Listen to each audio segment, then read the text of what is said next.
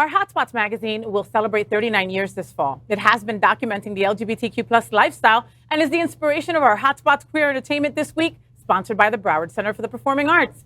In the LGBTQ plus community, we always make jokes about size matters. Because it does. Because it does. And when it comes to Broward Center, size does matter. The Broward Center is a destination of choice for LGBTQ plus South Florida for spectacular entertainment in a large variety of performance venues. Broward Center ranks among the top 10 most visited theaters in the world, presenting more than 700 performances a year to more than 700,000 patrons. And Broward Center supports one of the world's largest gay communities of Fort Lauderdale, Broward County, and all of South Florida. They support that LGBTQ plus community and are nonprofits unlike any theater in South Florida. We're excited to tell you about upcoming shows. And did you know that surveys show that the LGBTQ plus community participates in live theater performances 2.5 times more often than our straight counterparts? You knew that. And that's why they are the sponsor of Hotspots Queer Entertainment this week. RuPaul's Drag Race production company World of Wonder announced the Drag Race Brasil Season 1 cast of queens, including 12 Brazilian beauties set to compete for the nation's first Drag Race crown, including Aquarela, Betina Polaroid, Dallas Deville, Diva More, Hellena Malditta, that's my favorite, Melusine Sparkle, Miranda Lebrão, Naza, Organzza, Rubi Ocean, Tristan Soledade, and Shannon Skarllet. Queen of the Universe winner, Grag Queen, will host Drag Race Brasil. The Drag Race Brasil Season 1 premiere date is set for August 30th on World of Wonder. Presents Plus in the United States and globally, excluding Brazil, where it will debut on Paramount Plus.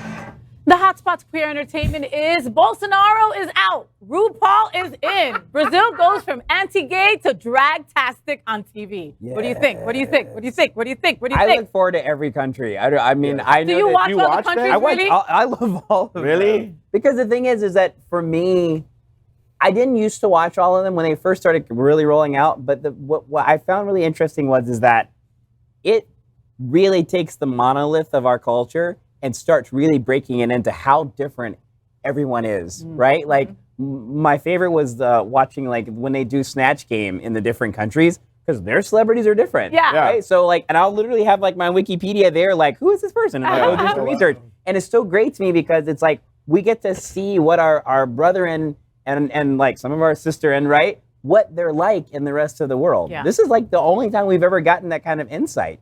And, I mean, we've up to, like, what, 10 countries at this point, and there's still countries. There's still Germany that's coming, and like a few other Korea that's coming.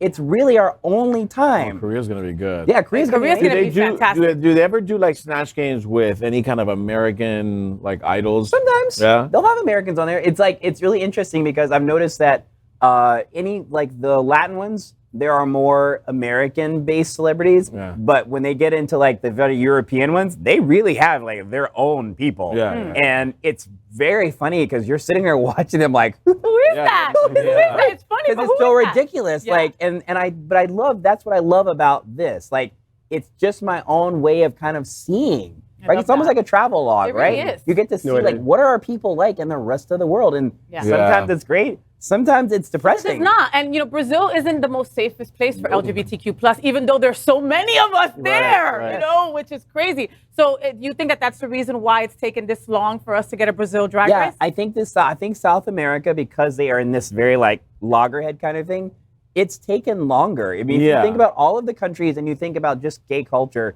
it should have been one of the first. But I think that in the last few years, they've been having a real reckoning between like Bolsonaro and like the far right and all of that. So it's not surprising that it has taken as long as it has. Yeah, I mean, they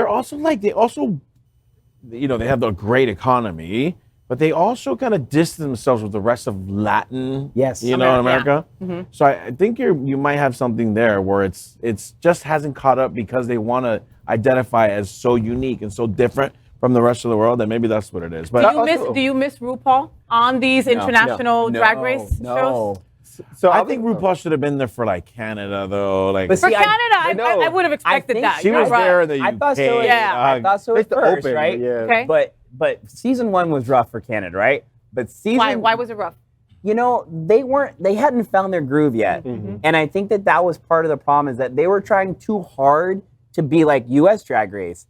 And like when they came back for the second season, you could tell there was a different tone. It was a little bit friendlier, like how Canada, like they were almost manufacturing tension on the first season because I think they thought that was a thing. And it came across fake. Right, it came across as fake. But now, like Brooklyn, I found this out recently, like Brooklyn Heights is so popular there.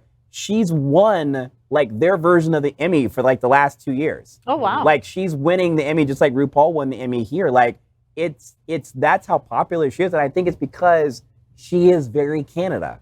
So I also think too, what I love about this is that they're finding their niche. Like Brazil, that whole thing was all about the flowers and that Brazilian culture and all of that. And so I think even to the fact that RuPaul not being there, allowing those countries find their niche and let that beauty be shown for someone like me who was a drag lover, but I want to see the drag in there. I want to see their drag. I want to see their version. Yeah. And family, did y'all realize that we said RuPaul and drag like 1,000 times in the dollar sign, and there's no cash register going off. There's no cash register. But you know, I just think that we need to continue to encourage the beauty of drag. And so the more that the world sees how wonderful drag does, and all across the country and all across the world, how we can be changed by it and the beauty that it represents in all these cultures. I think, Mame, like, I love your sentiment. I think it's so beautiful. But like when I say something cynical. Yeah, say it. I know I feel like a cynical old man at this table. But like, you know, you are, Blanche. You are. I think that I watch it just for the fun of it, you know. And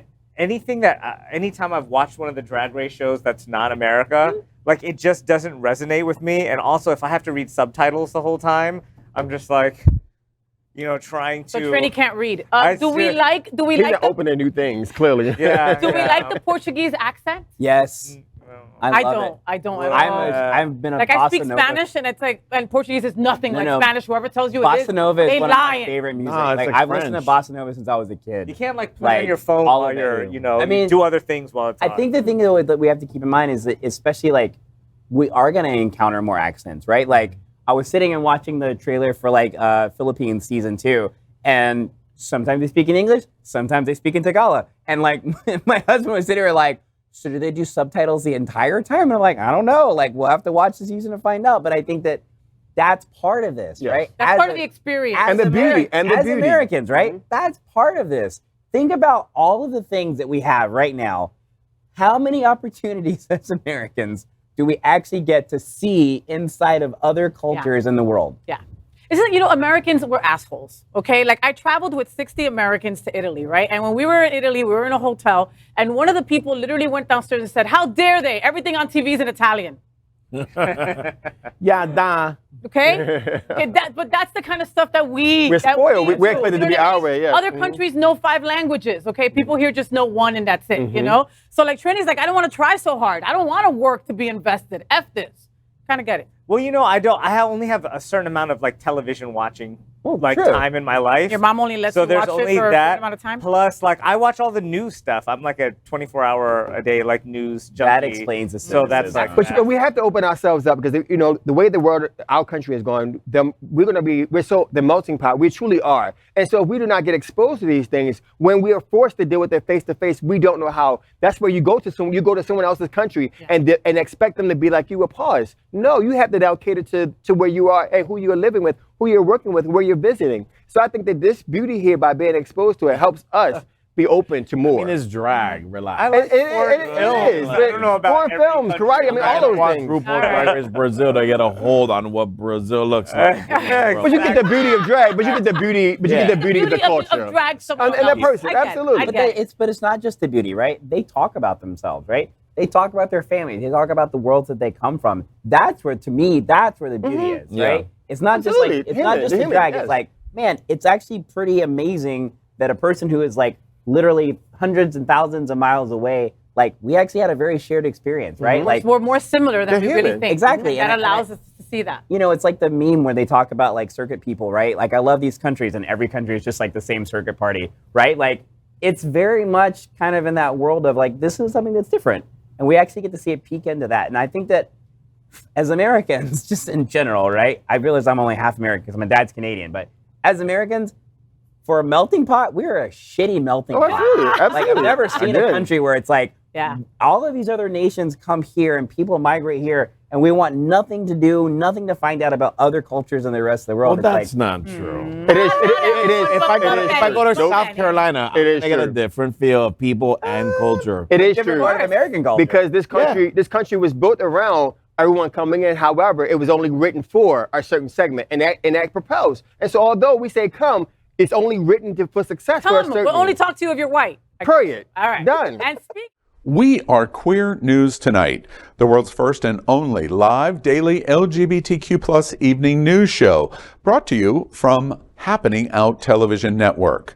We operate in the same model of PBS and NPR, but for the LGBTQ+ community. We educate, inform, and entertain by supporting the 10 pillars of our LGBTQ+ community, with more than 100,000 a week watching us on Roku, Apple Television, and other channels.